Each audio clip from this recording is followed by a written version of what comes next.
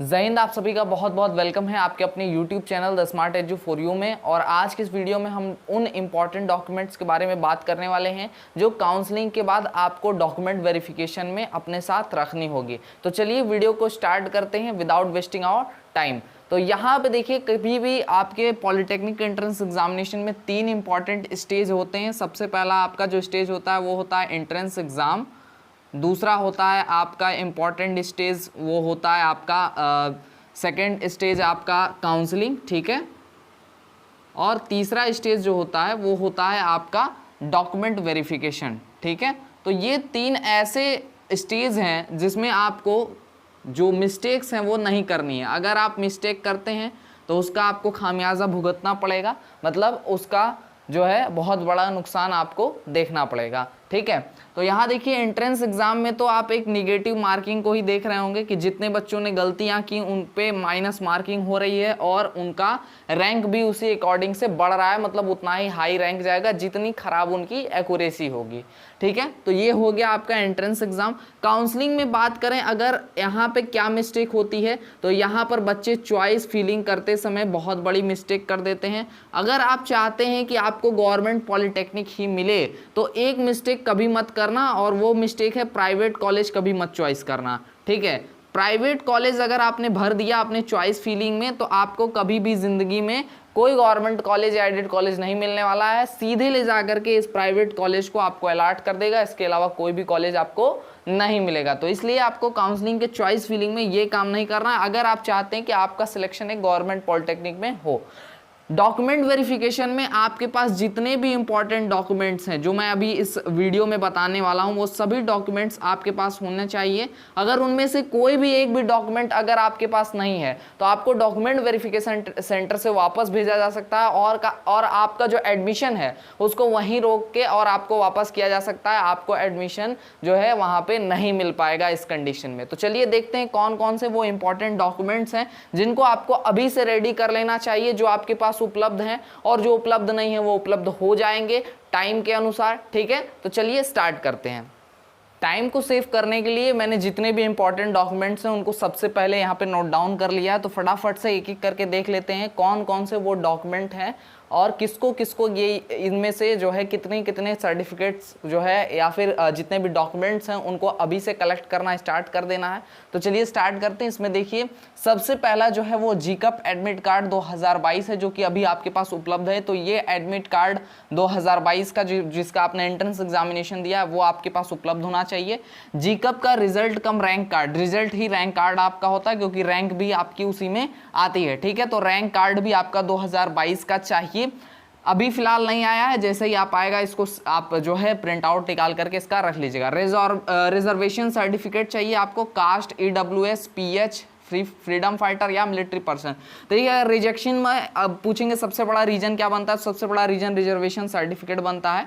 जैसे किसी बच्चे ने OBC SC ST में से सिलेक्ट कर दिया लेकिन वो मौके पर डॉक्यूमेंट वेरिफिकेशन में वो सर्टिफिकेट नहीं उपलब्ध करा पाता है तो उस समय उसकी जो एडमिशन है उसका रोक दिया जाएगा वहीं पर और उसको गवर्नमेंट कॉलेज नहीं मिल पाएगा, ठीक है। तो इसलिए आपके पास अगर आपने कोई भी रिजर्वेशन इनमें से कास्ट या फिर EWS या फिर हैंडीकैप्ड या फिर फ्रीडम फाइटर या फिर मिलिट्री पर्सन आपने चॉइस करा है तो ये जरूर इंश्योर करिए पहले कि आपके पास वो सर्टिफिकेट उपलब्ध है कि नहीं है, और आपके नाम से होना चाहिए, इस बात की भी आप ध्यान दीजिएगा यहाँ पे, ठीक है। डोमिसाइल सर्टिफिकेट की अगर बात करें तो आपके पास निवास प्रमाण पत्र होना चाहिए उत्तर प्रदेश का। अगर आपके पास निवास प्रमाण पत्र नहीं है, ठीक है, जाति प्रमाण पत्र और निवास प्रमाण पत्र जो है, अगर आप यूपी से हैं तो आपके पास इसका साक्ष्य होना चाहिए और साक्ष्य के लिए आपका डोमिसाइल सर्टिफिकेट ही होगा। ये आप दिखाएंगे तभी आपको यूपी का माना जाएगा। इसके बाद नंबर आता है आधार कार्ड का। आधार कार्ड की जगह पे आप कोई भी और फोटो ID अपना रख सकते हैं, जैसे पहचान पत्र हो गया, ड्राइविंग लाइसेंस हो गया या इसके अलावा कुछ और भी, ठीक है। इसके बाद 10th का रिजल्ट आप अपने साथ यहाँ पे उसकी फोटोकॉपी और ओरिजिनल भी कैरी करेंगे। 12th का रिजल्ट अगर आपने 12th पास करा है तो अगर है तो आपके पास 12th का रिजल्ट भी होना चाहिए। इसके बाद बहुत सारे बच्चे पूछते हैं कि सर हमको TC किस क्लास की देनी है, क्योंकि मैंने ग्रुप A का 10th लेवल पे फॉर्म भरा है तो क्या मुझे जो है 10th का TC देना पड़ेगा। तो बिल्कुल भी भाई नहीं, ऐसा नहीं है। तो हमसे ये पूछा जाता है कि कौन सी क्लास की TC लगेगी, तो मैं ये कहना चाहूंगा साफ साफ सीधा सीधा यहाँ पे देखिए लिखा हुआ है लास्ट क्लास की TC लगती है, मतलब आपके पास अंतिम क्लास, जैसे कि अगर आपने 12th पास किया है तो 12th की टीसी, अगर आपने बीए बीएससी कुछ भी पास किया है तो उस क्लास की टीसी आपको यहाँ पर देनी पड़ेगी, ठीक है। तब आपका कॉलेज, और ओरिजिनल टीसी चाहिए होता है। बाकी ये सारी चीज़ें कॉलेज पर डिपेंड करता है, आप इसके आगे कॉलेज से भी कॉन्टेक्ट करके अन्य और इससे अधिक जानकारी प्राप्त इसके विषय में प्राप्त कर सकते हैं, ठीक है।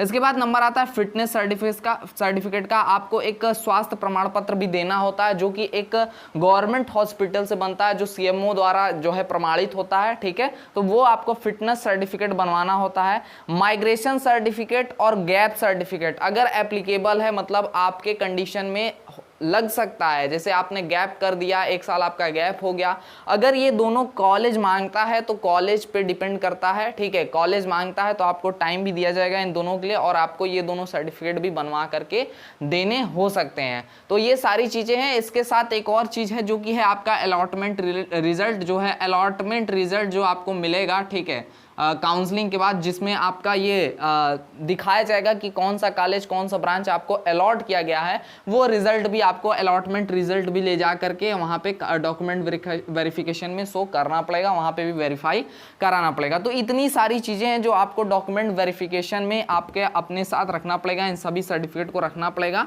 ये पूरा लिस्ट जो है मैं टेलीग्राम ग्रुप में उपलब्ध करा दूंगा, वहाँ पर आपको ईजिली प्रोवाइड हो जाएगा, वहाँ पर आप जा करके इसको ले लीजिएगा। लिंक डिस्क्रिप्शन में दिया गया है टेलीग्राम ग्रुप का।